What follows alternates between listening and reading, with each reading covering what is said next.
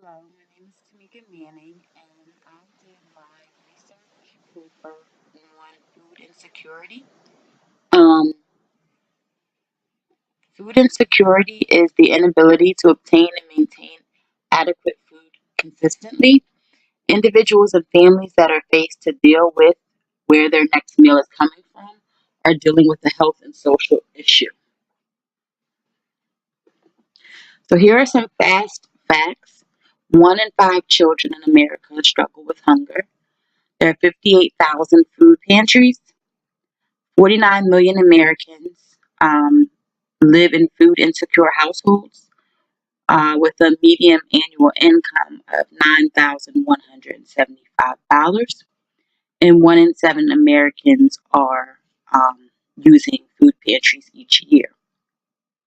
So, despite the United States being one of the richest countries in the world, about 14%, which is 49 million Americans, deal with food insecurity. It's not a matter of enough food being produced. What is the issue is there's about 1/3 of food going to waste each year, and that also attributes to food insecurity. And like we said, 1 in 7 Americans are using food pantries, but also 1 out of 7 Americans receive supplemental nutritional assistance program, which is also known as SNAP or food stamps. This program cost the United States about $80 billion in 2013. And since then, there has been several cutbacks on the funding of the program and the eligibility requirements, causing many individuals and families to be terminated or deal with the cutbacks, further increasing their financial hardship. So, through learning about the different challenges that many Americans are facing with hunger, we know that there are food pantries who are sponsored through Feeding America, and there's also food stamps, also known as SNAP, which kind of bridge the gap to ensure that individuals are able to get some of their nutritional and food needs met. However, it will find through the literature that it doesn't always equate to getting all of their needs met, and that other problems arise due to the individuals or families being food insecure. So we're going to look through 5 pieces of literature that discuss food banks and food insecurity, the health and social, physical challenges that kind of go along with being food insecure. So the first one we're going to go over is the supplemental, the supplemental nutrition assistance program, food insecurity, dietary quality, and obesity among adults. As you can see, the source is noted at the bottom with the authors for more information. So we know that the United States government has 14% of its population struggles to eat adequately, and therefore it has established SNAP. SNAP was designed to reduce food insecurity among its participants. However, longitudinal studies have indicated that there's no difference in the levels of food insecurity between those that receive the government assistance and those that do not. Um, in essence, that means that there are many who receive financial assistance um, through SNAP to go out and purchase groceries, but oftentimes, due to the cutbacks, there's not as much funding. So, therefore, individuals are not getting, it doesn't cover the cost of the food that they may need to purchase. And then there's those individuals who live a little bit above the eligibility requirement, and therefore they may also suffer with properly getting food, but due to their income is too high, they don't receive the government assistance. There's also situational instances where, say, someone may have lost a job. They usually are doing well, but they lost a job, so they are in this range where they, are not able to get government assistance, and therefore they're still food insecure because they have other needs that they need to meet. So in this study, They looked at participants over the course of 2 years and um, 2 year intervals at different times. So 2003 to 2004, 2005, 2006, all the way up to 2010. And each individual was given in-home questionnaires and medical information, which was obtained by a laboratory. There were 8,333 participants. Each of the participants were 200% below the poverty level line and were over the age of 20. The racial makeup was 55% white, 16.4% black, 21.9% Hispanic. Almost half were employed, and 51.5% were married. Most of the sample were women. So researchers found that those who do receive SNAP benefits are more likely to be obese and have a lower dietary quality. However, it does not show the same result for children. So with this study, I found that um, people who are food insecure and are also receiving SNAP benefits, um, it shows that they have a higher intake of added sugar and empty calories. And we know that a lot of them, because the accessibility of SNAP being offered at various corner stores, it often makes the access to getting snacks easier. And the rise in cost of, let's say, fruit and vegetables, it's easier for a participant of the program to go for something that's maybe cheaper but less nutritious than to pay more money for something that is nutritious. So some of the limitations of this study that I found were that it doesn't show a causal relationship between SNAP and a person's negative health outcomes, such as obesity. SNAP proves to be more beneficial to whites and food secure Hispanics than it is to African Americans. Um, so as a result, um, it does give individuals and families the ability to obtain food that they might not have otherwise had access to. However, it is a possible link between poor dietary food choices and SNAP, but it's not necessarily because you get SNAP you're eating or you're going to have obesity. It's just not no causation there, just a correlation. The next article was food insecurity in the healthcare expenditures.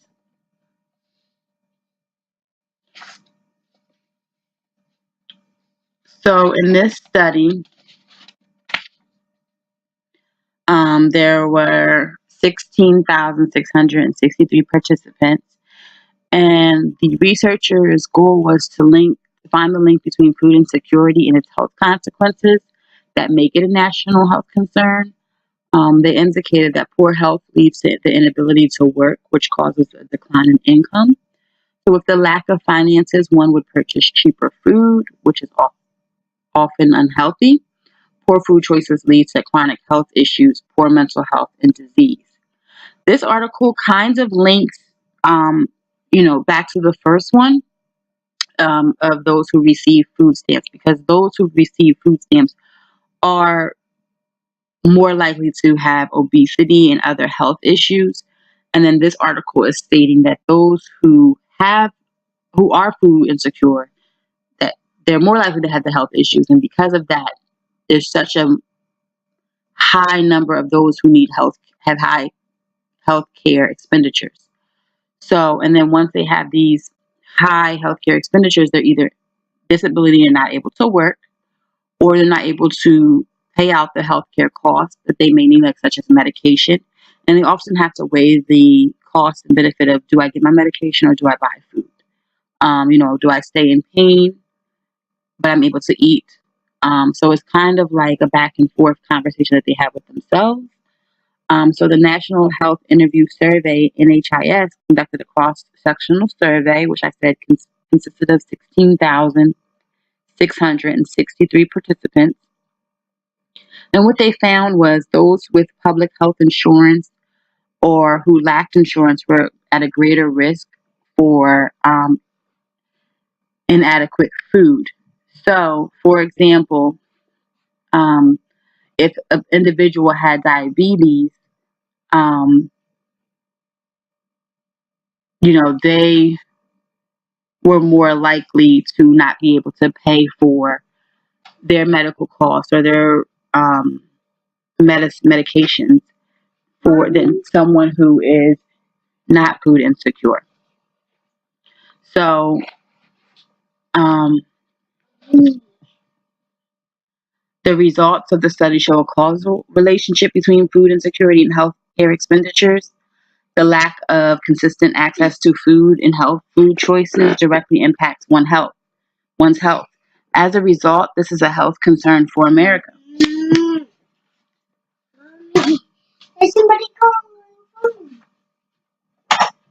Um, the Affordable Care Health Care Act allows for hospitals to bill for nutrition related interventions to health insurances, but there has been over $77 billion in excess expenditures due to food insecurity and improper nutritional health.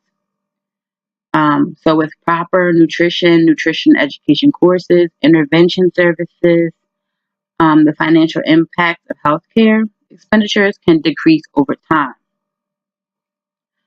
However, the one of the limitations is that this study had a short time frame.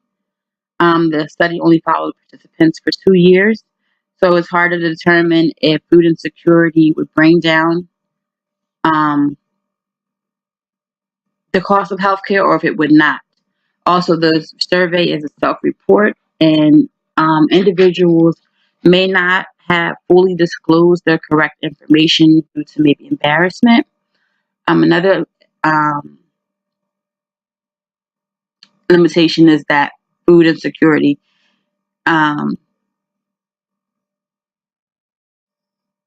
is a persistent issue. It doesn't show, the study doesn't show whether it's an ongoing or continual food insecurities within the individual. It's just, maybe they had a hard time for those 2 years. Was it something that just continued on, or whether they were able to become food secure and it decreased in their ability to um, have health care expenditures. So, due to food stamps, people often going to purchase unhealthy food with the food stamps and increasing their propensity to become obese or have other medical issues such as diabetes. And then we see the high rise of healthcare costs. So we look at other ways in which individuals can get food, and another way is food banks. So the role of food banks in addressing food insecurity, systematic review. As stated, many individuals on SNAP make unhealthy food choices, leading them to have health and medical consequences, often causing the U.S. and individuals to spend money on related healthcare costs. So, food banks are an excellent source for individuals to kind of supplement their food and have access to produce other foods. Food banks were established to close the gap of those suffering from temporary and chronic food insecurity. So, these researchers studied 36 articles about food banks and food insecurity, 33 of which were cross sectional. Of the studies, 18 were from the United States, 14 were from Canada, 2 were from Australia, and 1 from the Netherlands. The researchers researched clients' responses to food banks, their nutritional diet, and if they felt like they were food secure despite the help of the food pantries and food banks. So the results indicated that the clients of the food bank did not feel more secure, food secure, despite going to the food banks as often as allowed, because many of the individuals relied solely on the food banks for their source of food. Um, while food banks do not address all clients' needs, they do reduce food insecurity. Um, but there tends to be a struggle among food banks trying to um, increase the number of, because there's an increasing number of those requesting or receiving services, due to the growing number of Americans who are food insecure. Food banks are not equipped or able to keep up due to the lack of donations and supplies, which makes it difficult for many food banks to provide enough nutritional food. The limitation of this study included there was too many articles, and it became challenging for the reader of this article to fully understand the context of the different articles. Um, it would have been better if the articles further outlined how the participants were chosen, and their level of food insecurity. Was it inconsistent? Was it chronic? Those are things that were not addressed within this article.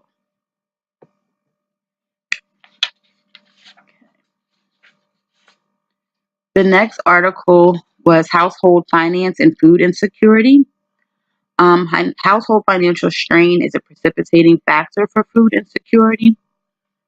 Data suggests that a family's ability to save or have access to resources may cushion their ability to remain food secure.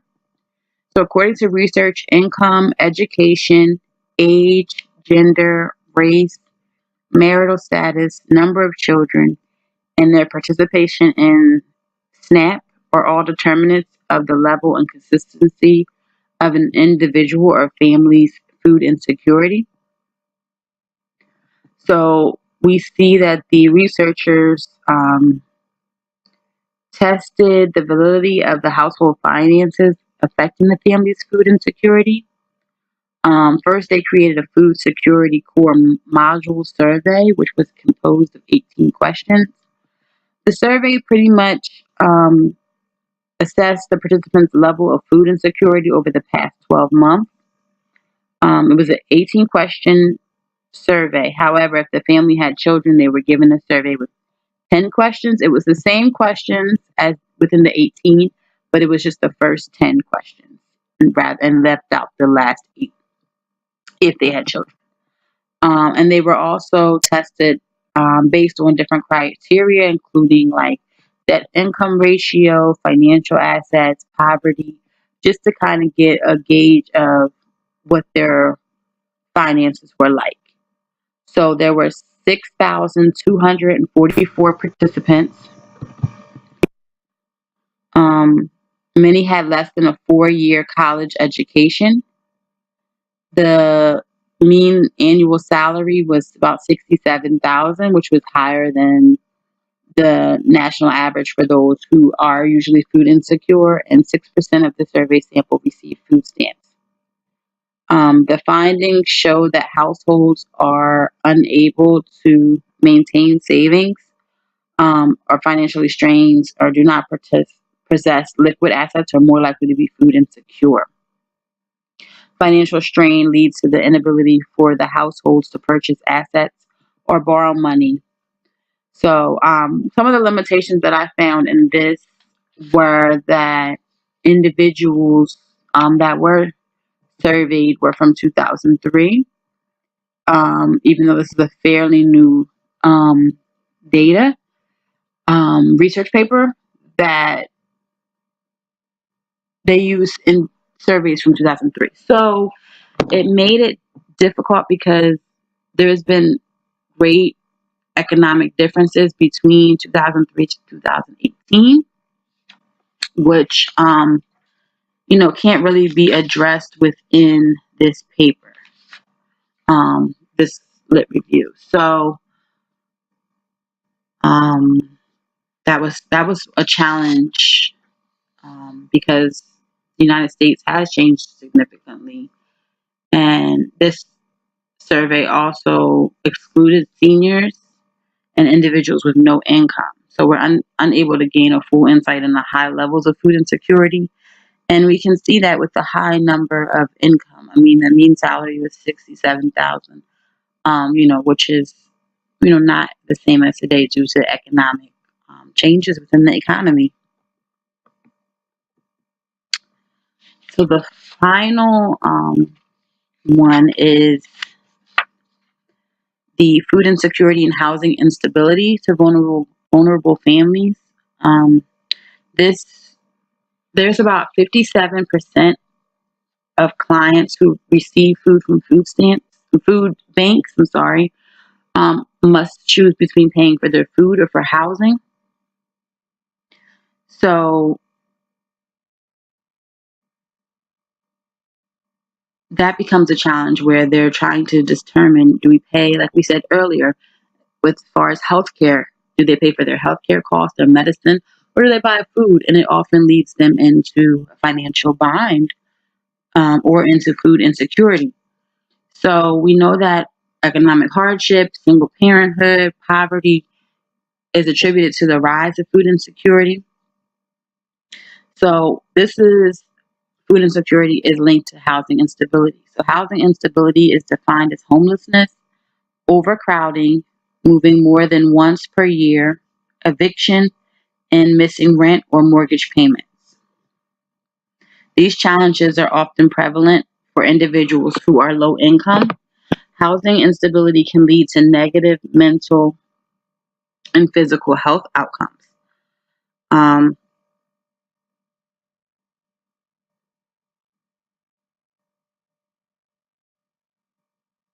so they interviewed mothers about depression and housing, using a survey.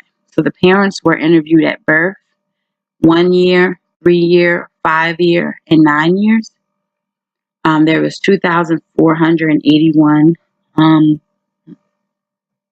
households in the sample. So they found that being food insecure often leads to depression and stress among mothers who are inadequately able to provide for their children's needs. So a lack of social, family support often leads to ineffective coping strategies, which is then linked back to depression and housing instability. The third variable is material hardship.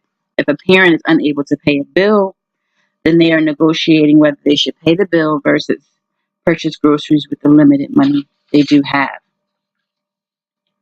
So, using the sample, the demographics were as followed: 50.8% were African American, 21.9% were white, 24% were Hispanic, and 3.3% were other. Almost 11% of the sample graduated from college.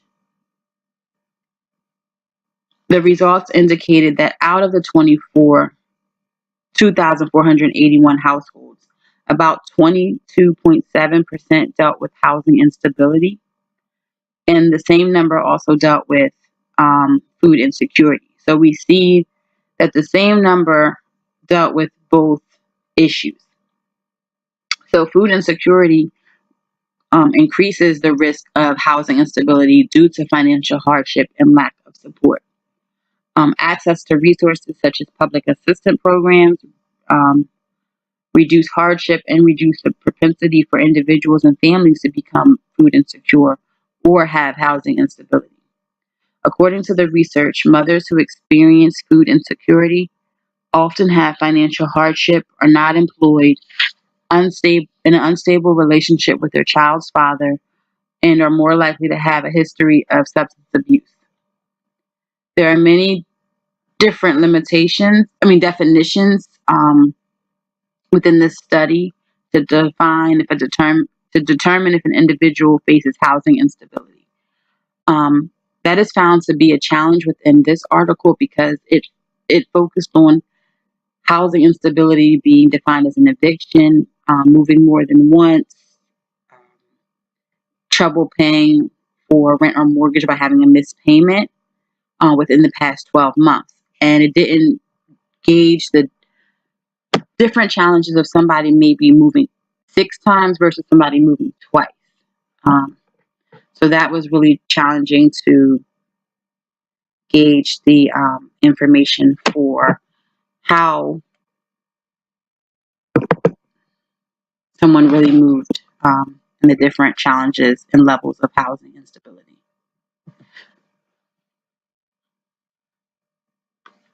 Okay, so next I'm going to discuss my internship. During this internship, I worked with Turning Points for Children, which is a nonprofit agency that has existed over 175 years by merging with various agencies throughout Philadelphia. They have 9 programs that exist within their 7 area locations. They work with over 10,000 men, women, and children throughout Philadelphia, and their mission is to work with families to secure a healthy and positive outcome for children. So one of their programs, which is the Food and Wellness Network, also known as FAWN, is where I internshipped over the past 15 weeks. This program assists to provide immediate food solutions to individuals and families who deal with food insecurity, which is a problem plaguing Philadelphia. So according to the United States Census, 25.3% of Philadelphia residents live in poverty. The Food and Wellness Network has provided services to 4,222 participants. More than half of the participants are African American.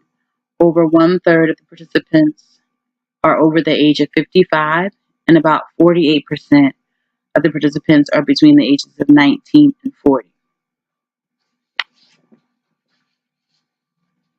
So during the 15-week internship, working at Fawn, I worked with many of the staff who were there when they provide food, infant formula, diapers, and nutritional education for families who are low income or stricken with poverty. Individuals visit the food pantry biweekly and can choose their food items based on the item limits on the shelf.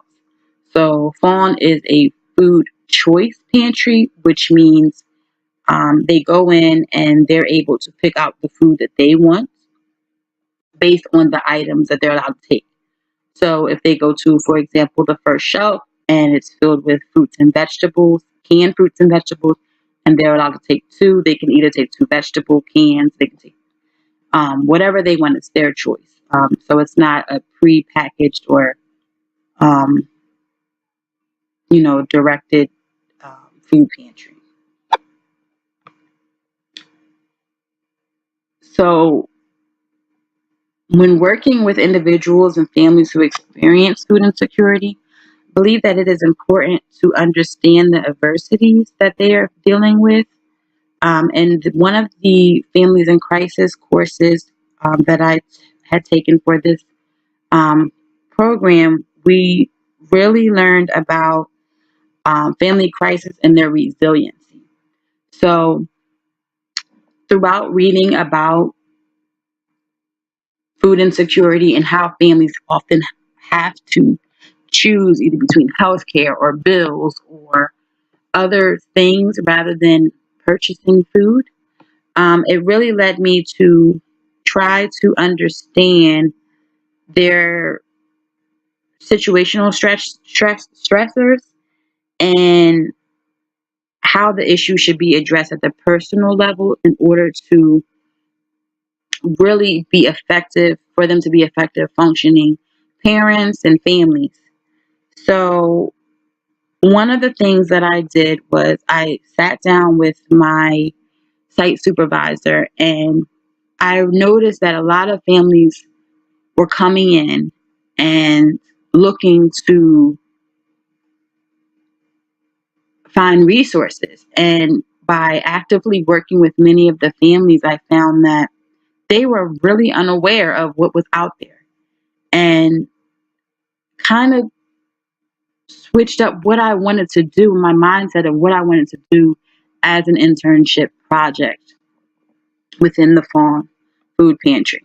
So I did sit down with my site supervisor and we worked it out of how to rearrange my time of working within the program in order to fully help the families deal with this stressor, and anxiety of not knowing where their next meal is by helping them locate resources which will minimize their stress, minimize their anxiety, their dependency on food banks, and therefore reducing their food insecurity. So I try to understand the major um, catastrophic crises that the families are facing. Many are low income, many are single mothers. I kind of gauge that through open discussion and dialogue with many of the participants who were there to get food. And through that, I could analyze what the families were dealing with and kind of use what they told me and understand that they needed some intervention and some prevention resources that can help them deal with this crisis of food insecurity. So I wanted to help them to be able to better navigate and respond to and manage their stress across situations. Um, and that is really like what we learned in Families in Crisis. So one of the things that I really enjoyed in that class was learning the ABCX model. And then from another course, we learned about the eco math. And so I kind of tied those two things together. Like, well, what services are you receiving? And through dialogue, I was able to kind of understand how many of the families saw social services or saw their perception of what was out there, what was not out there, what they would need, basically in a needs assessment. So through all of that, I was able to create a resource finder. I spent countless hours online, networking with individuals from different organizations to try to find out more information about what they offer individuals. And I came up with pretty much worksheets for each, flyers pretty much for each category that I saw fit that most individuals would request, that they were either struggling with or needed help with. And those issues were substance abuse, mental health, housing, utility, childcare, clothing, legal, um, well, senior legal and housing tenancy legal, and healthcare services. So through that, I was able to create a binder and um, there's a section and divide it into sections. So, for example, there's a section for substance abuse, and then there's a different places within Philadelphia that they can go. And the flyer has the names of the different organizations, their phone numbers, their operating hours, a brief description of what the program is, and the contact person that they can reach. And going through that, it was very simple to the point. Um, so, for example, substance abuse, they can either go to, there's a place called the Bridge. So then I would list what their hours are, what services they have. And I kept it very simple. And I have about maybe 10 substance abuse resources that they can call. There's also if they're dealing with substance abuse as a struggle, or if you're a family member and you need help, support for yourself, who to call to kind of deal with counseling and therapy for you. Mental health is also there. I have plenty of information for that for adults and for children. Housing issues, because we saw in one of the articles that is a major challenge, as well as utility, childcare. Without childcare, the parent can't work. Um, Clothing, so that they may be able to go get clothing and get that job or present themselves in a way that they will feel better about themselves. So there are a lot of resources within the binder. I also found that many of the other employees that worked there were knowledgeable about food and nutrition, but they weren't necessarily knowledgeable about resources within the Philadelphia community, and which way to point people. They would often have to Google things, and there's nothing wrong with that, but there's no easy access to just find the tab that says mental health and go there, or housing and go there. So it's kind of a hands-on approach, and it helps them become more aware of what resources are out there to better help the food insecure individuals and families once I'm no longer there, that this binder can stay there. And many of the employees have already gone through it and found that it is very helpful to them. We have put up a section in the facility of the different resources. So each week we change what is out there. So one week it might be substance abuse, and they can come in and get the information. There is a paper stating that they can go up front and get any more information as well. Um, so we are thinking about ways. One thing that we didn't really get to do is think about ways how to keep the whole binder out there filled with information, because we didn't want anyone to take it. Um, but it definitely will help individuals better cope with their food insecurity, and hopefully reduce their food insecurity by finding additional resources within the community. So, in conclusion, food insecurity is a social, economic, and health issue that has transformed into a national epidemic within the United States. So, individuals who deal with food insecurity are often met with anxiety to disclose their inability to secure or maintain food. This can become challenging when studying the effects of food insecurity and how much of the population it affects. So, with numerous variables that affects one propensity to become food insecure, it is important to fully understand the cycle of poverty, inequalities, and accessible resources to assist in the reduction of food insecurity. Food banks are a great resource, but they often lack nutritious food due to their lack of consistent donations and increase of individuals who depend on them. Despite the food banks and SNAP, many individuals are affected by other variables, which keeps the cycles of generational poverty, substance abuse, and mental health continuing. Families are struggling. They often they are often reducing their food intake, making unhealthy choices, and disrupting their food intake. Americans can work together to create change. Some can help on a smaller scale by donating goods or volunteering at local food banks. Other individuals can help by advocating for rights and policies that can help reduce food insecurity by increasing access to resources, such as employment, financial counseling, and/or housing. While change will not happen immediately, small steps can improve food insecurity over time. Thank you for your time. I am really grateful for this internship opportunity, and I look forward to continuing to work with the population that we